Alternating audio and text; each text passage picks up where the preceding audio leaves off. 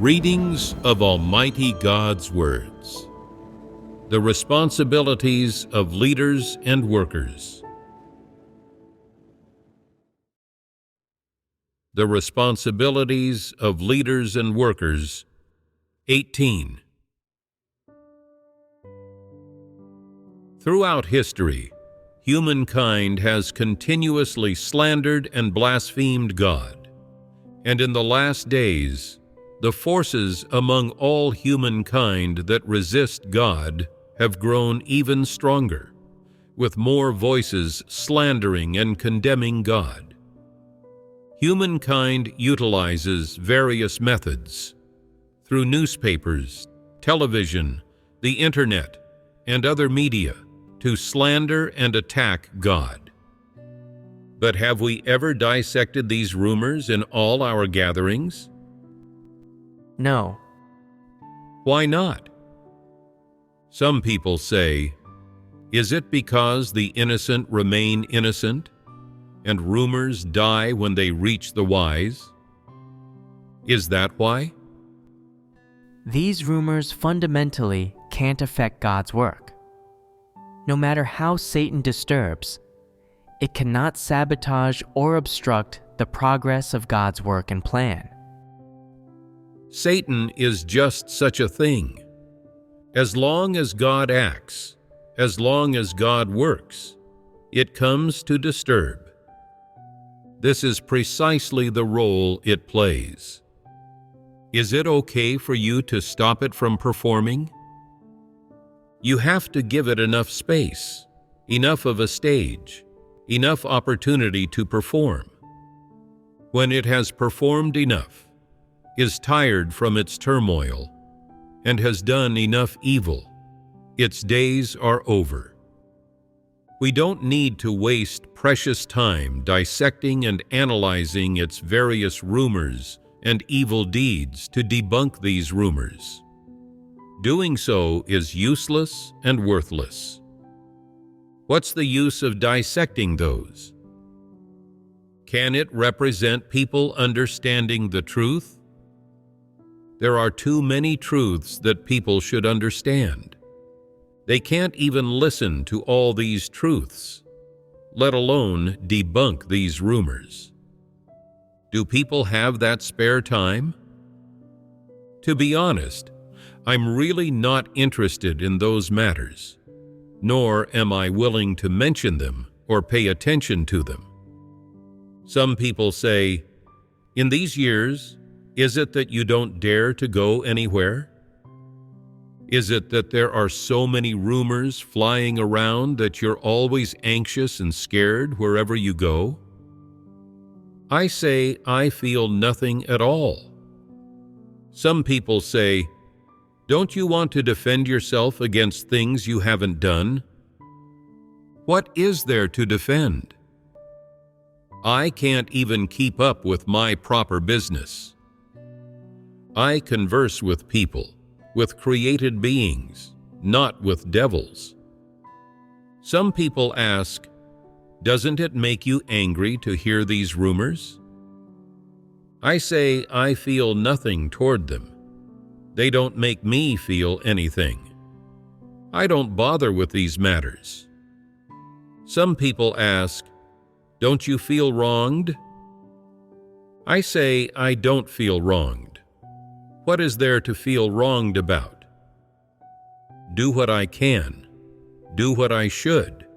Do well what I can and should do. Fulfill my responsibilities. That is the best thing. That is meaningful. I won't be distracted by or spend time on those meaningless, worthless things. I don't have time to bother with those matters. Some people say, what about when you have free time? Will you bother with them then? No, not even when I have free time. I'd rather talk to my dog than converse with devils. If you clearly know it's a devil spouting its devilish talk, why bother with it? You shouldn't bother at all. letting the devil be thoroughly shamed is the correct thing to do. In short, God's attitude toward these rumors is as follows. In doing anything or saying each sentence, God is not justifying himself, not proving himself to humankind, and certainly not justifying himself to Satan, his enemy, saying he is pure and innocent and without guilt. Everything God does is for his management, to save the humans he intends to save. He follows his management plan step by step. He does not do it to demonstrate anything to anyone, nor to confirm his identity. Speaking in human terms, everything God does is done instinctively without any insincerity or passivity. God instinctively carrying out all these tasks confirms his identity and his essence. Humankind cannot change God's plan, nor can they surpass God's authority and power. This is a fact. Therefore, God disregards the rumors and devilish words that attack and slander him from any side within humankind. Tell me, would it not be too easy for God to utter a chapter of words, or write a condemnation to rail against the attacks and resistance against God of the atheistic ruling parties in the world and the religious community? But God will not act this way towards Satan. God operates on principles. When it comes to God destroying Satan's evil forces, he has his own timing. For God, acting is too easy.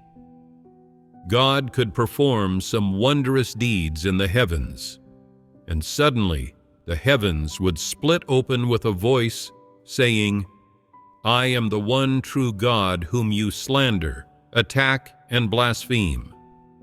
I am the Almighty you are currently slandering and blaspheming. Upon hearing this, humankind would be immediately stunned and at a loss, only able to prostrate themselves on the ground, weeping and gnashing their teeth. This one sentence would resolve everything, prove everything. Would anyone then dare to insult God? Would those devils in the religious community not be scared into vanishing without a trace? Satan fabricates rumors about God. It slanders and attacks God, making those who believe in God angry and hateful, unable to eat or sleep, wanting to write articles and produce programs to refute it, while God acts simply. He could just speak a few sentences, and all of humankind would then yield completely, no longer daring to attack or blaspheme him. How was Paul made to be obedient? God appeared to him on the road to Damascus. God appeared to him. Actually, he saw nothing. There was just a light that frightened Paul so much he fell prostrate on the ground, and he no longer dared to persecute Jesus. Dealing with Satan is that simple. Actually, it's too easy for God. God could settle it with just one word. Doing this would be much easier than spending decades talking to you and putting all this effort into you. But God does not act this way. Why? There's a secret I must tell you. It is humans that God saves. That is, those people God has chosen. The rest, whom God has not chosen, are not considered humans, but are beasts, devils, unworthy of hearing God's voice, seeing God's face, or much less knowing any information about God. Therefore, God does not act this way. God's identity is honorable. Not just anyone who wishes to see him can do so, and he will not appear to someone simply because they are always intently, eagerly, and wholeheartedly looking up to a certain place in the sky. Do you think anyone who wants to see God can see him? God has dignity. God appears to those who fear him and shun evil. He appears in holy places and hides from filthy places. Whether the entirety of humankind is filthy or holy needs no discussion. This humankind does not deserve to see God. They do not acknowledge that there is a God. So why would God appear to them? They are not worthy. God is capable of doing things, but does not do them. This confirms God's humility and hiddenness, and the honorableness of his identity. Tell me, if Satan could do those things, how many times a day would it do them? How much would it show off? When humans corrupted by Satan hold some minor office and wield a bit of power, who knows to what extent they will show off this power? To say nothing of Satan, who will abuse and flaunt any bit of power it possesses in unimaginable ways. God does not act in this way. Do not measure God with Satan's logic. That would be a grave mistake. As for what God can do, it's up to God whether he wishes to do it. If God wishes, it could be done in a moment. And if he does not wish to, no one can coerce him. God's attitude toward rumors is just this. He ignores them. God still does what he ought to do, what he intends to do. No person, no force can upset or change his plan. These rumors that attack, slander, and denigrate God change nothing. Rumors, after all, are just rumors and can never become facts. Even if they align with human philosophy, science, morality, theory, and so forth, even if all of humankind rises to attack God, the truth will not stand with humankind, nor will humankind become the possessor of truth. God is forever God. His identity and status never change. Thus, no matter how Satan disturbs, God's work still proceeds in an orderly fashion, because this is God's work. If it were human work, Satan's regime causing such disturbances, and various societal forces launching such attacks and slander would have already caused it to collapse and cease to exist. Only when God speaks and works, only when the Holy Spirit works, does the church prosper more and more. Isn't this a fact? Have you seen this fact? Yes, we have. What have you seen? The kingdom gospel has already spread to dozens of countries, and those rumors fabricated and spread by Satan have not stopped those who love the truth from turning to God at all. This is God's doing. God's work can achieve this effect. God's words can achieve this effect. This is beyond Satan's expectations. God's words have such immense power. The gospel is spreading in a good direction, and everything is proceeding orderly according to God's plan, without any discrepancy. God's work and God's words are spreading among God's chosen people, as has long been preordained. The number of people gained from preaching the gospel and the number of people investigating the true way are increasing month by month. Doesn't this show how the gospel work has spread? If it were not God's work, no matter how many people paid how great a price, they could not achieve this effect.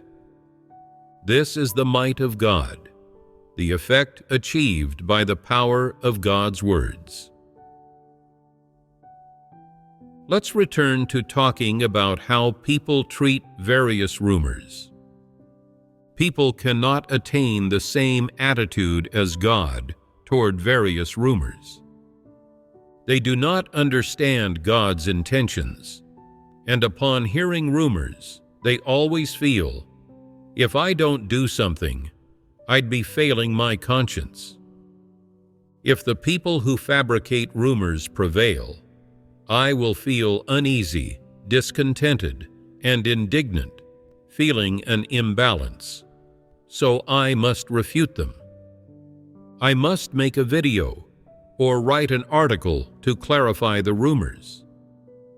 It's worth reflecting whether doing things under such a mindset is in line with God's intentions, whether it conforms to the truth principles.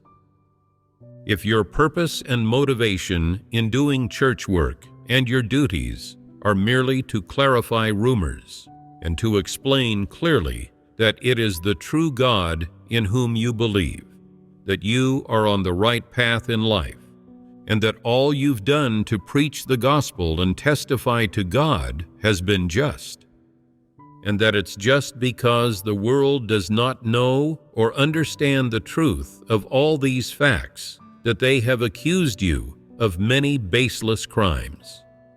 And you thereby hope that when everything is clarified, the world will recognize you as innocent, that all parties in the world will universally acknowledge that.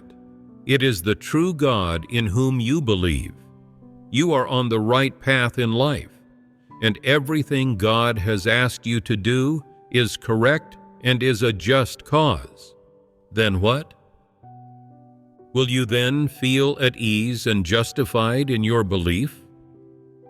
Will you have embarked on the right track in believing in God? Will you have embarked on the path of salvation without any external interference?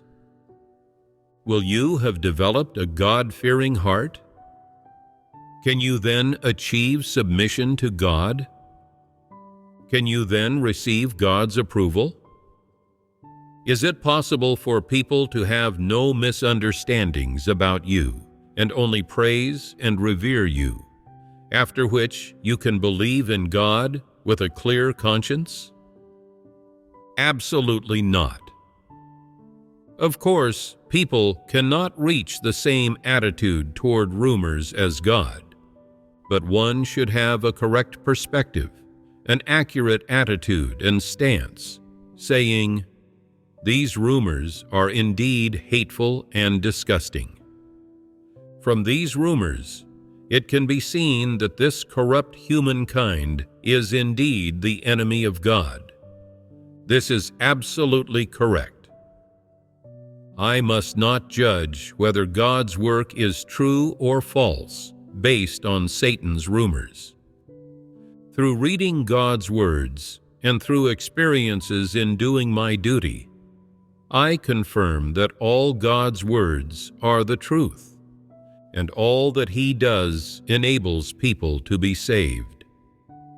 Having come before God today to accept His salvation, I ought to do my duty and fulfill my obligations and responsibilities to propagate God's words, proclaim His name, and testify to God's work and His intentions, so that the ones God chooses may return to God's house, hear His voice, and receive the supply of words and life from Him as quickly and as soon as possible. This is my obligation, my responsibility. I am cooperating with God's work, but not to justify that the path I follow is the right one, or that the cause I undertake is just, not for these things.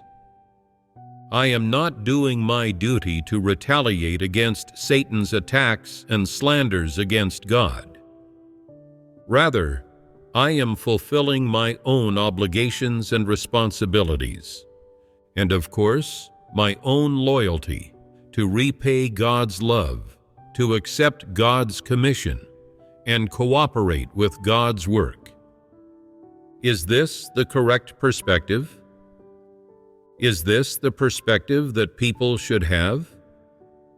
From this angle, when creating various programs, whether it's singing hymns, dancing, making films, or producing stage plays about experiential testimonies, shouldn't people's stance, the angle from which they stand, and some specific statements they make undergo some changes? However, most people, while performing all these tasks, have done so with impetuousness and hatred, and mixed with human emotions. Therefore, they have exposed too much about the actions and behaviors of non-believers, the ruling party, and the religious community, and their words have been too harsh, leaving a somewhat negative impact on others after they view such programs. The reason is simple. People undertake all these activities with a certain emotion from not quite the right angle, and people still feel this is quite just, saying, they attack, denigrate, and fabricate rumors about us. What's wrong with exposing them? This is legitimate self-defense. Defending oneself legitimately isn't illegal, nor are we making things up. We are all dissecting things based on facts. They fabricate rumors about us out of nothing. Is it wrong for us to expose and dissect them? Can't we retaliate? What use is retaliation? Devils are full of lies and never speak a single truthful statement, constantly dissecting their lies to make them recognize that what they say is lies, and so that after they admit to lying, they never lie again. Is there any value in that? Can they achieve this? Isn't that approach foolish and ignorant? I have long said that our main task is to testify to God's work, the effects achieved by His work, His words, and the effects of His words on people, and that regarding the suppression and persecution by the ruling party, and the resistance and condemnation by the religious community, it's enough just to briefly mention some of the background involved. But people cannot understand no matter how they hear this. They always treat these issues with impetuousness and want to argue. And what's the result? It yields no effect at all, for the evil forces of Satan are beyond reasoning with. Isn't this the foolishness and ignorance of people? Some people preach the gospel, learn some technical profession, or do a certain type of duty with the sole motivation of clarifying rumors and explaining what is true to people, declaring war on the dark world and the evil humans who resist God. Is this an act of justice? Whether you are right or wrong in doing this, you need to understand. Can God save those wicked people who are hostile to Him? Is there any value in you doing this? If you do not understand what kind of humans God saves and always express some viewpoints that seem right but are actually wrong, isn't this hindering your own salvation? Some people do their duty just to fight against the evil forces that resist God and to oppose worldly trends. They say we neglect our families and don't live normal lives. So I want to prove myself by doing my duties well. In the future, when I go to heaven and enter the kingdom and they are judged, they will see that I am right. What's the use of proving yourself like that? Even if you have proven yourself, what good can it do? What does it represent? What is the value of that? If it could truly allow you to enter the kingdom and gain God's approval, then it would be worth it, and your path would be correct. But unfortunately, this path is not feasible.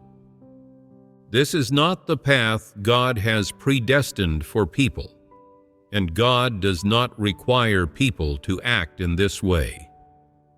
People are always foolish, thinking that because they stand on the side of the truth and have the truth, they must undertake just causes, declaring war on this evil world and all those who fabricate rumors. We believe in God and follow God. We do our duty. We'll show you who's on the right path. Isn't this impetuousness? Is there any use in arguing over these things? It has no value at all. If you really have the time and energy, it would be better to learn some more about a profession, to study some more knowledge and common knowledge related to a profession. This is beneficial and supportive to your performance of duty. Why are you always contending with the evil forces of the world? Why always contend with rumors? Isn't this expending effort where it's not needed? No matter how others attack you, there's no need to pay attention to them.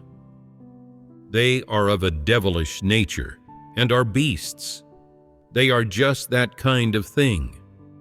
God does not save them, does not change them, and does not speak to them.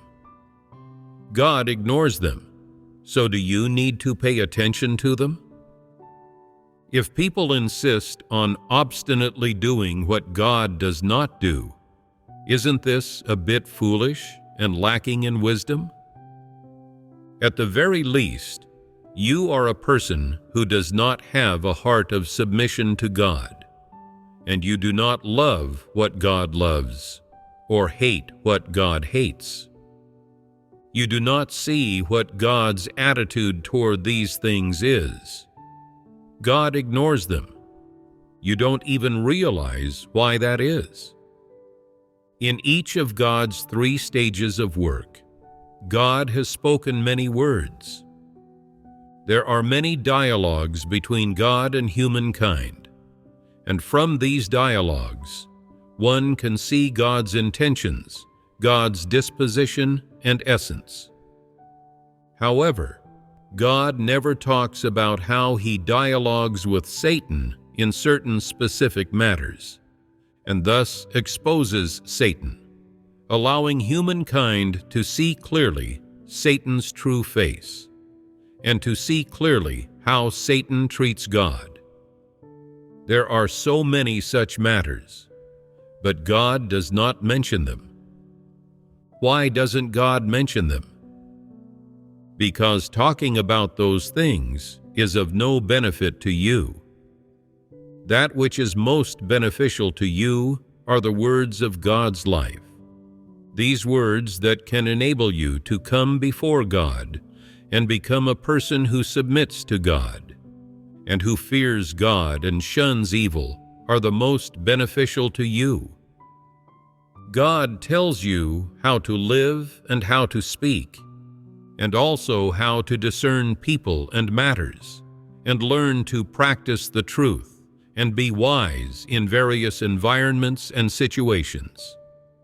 These are all beneficial to you. God says and does whatever is beneficial to you. God does not say a single word that is of no benefit to you. Wouldn't it be all too easy for God to say those words? So why doesn't He say them? Because corrupt humankind does not need those words. These rumors are equivalent to the words of devils and Satan, and God ignores them, so you shouldn't contend with them either. Understand? Once you understand, you know how to practice, don't you? Don't put effort into dissecting rumors, refuting rumors, searching for the sources of rumors, and so forth. If you truly have the heart to testify for God and want to stand firm in your testimony and gain God's approval, there are so many words you can say and so many things you can do. The words and truths that God supplies to people require you to ponder, experience, and engage with them, so that they become your own principles and paths of practice, eventually becoming your own life. It is necessary for you to spend time and energy to implement this. If you are foolish and stupid, always putting effort into rumors, always wanting to clear your name and clarify yourself to the world, then that spells trouble. You will not gain the truth, and you will be utterly entangled and exhausted by these worldly rumors. In the end, you will not be able to explain things clearly. Why won't you be able to explain them clearly? Because you are facing the devil, and it tells blatant lies. What does the devil say now? The great red dragon says, China is the defender of world order, the defender of world peace, and its role in maintaining world peace and order is crucial. Which words that it says are facts? Are these words facts? When you hear these words, don't you feel angry? After hearing this, you think Satan is so shameless to even say such things. Why would you argue with it? Aren't you being foolish? This is just the sort of thing it is. God just uses it to render service. He absolutely does not intend to save or change it. Isn't it foolish to argue with it? Don't do such stupid things. Wise people do not listen to these rumors, nor are they constrained by them. Some people say, after hearing the rumors, I get disturbed. Then you should pray in your heart, use the truth to discern, and then curse those devils and Satan, and these rumors will no longer have any effect on your heart. There is another way. You must see through to the essence. You say, even if God's actions don't conform to my notions and are condemned and rejected by corrupt humankind, I see that He is the truth, and devils and Satan have no truth. I am determined to believe in God. Only God can save me. He has God's essence. He is God, and His essence never changes. No matter how much devils and Satan resist God, they have no truth, and I don't believe the words of devils and Satan. Do you have this faith? If you have this faith, you should not be perturbed by any people, events, or things, and even less should you be misled or attacked by Satan. What should you do then? Ignore it. Just focus on pursuing the truth and standing firm in your testimony, and Satan will be shamed.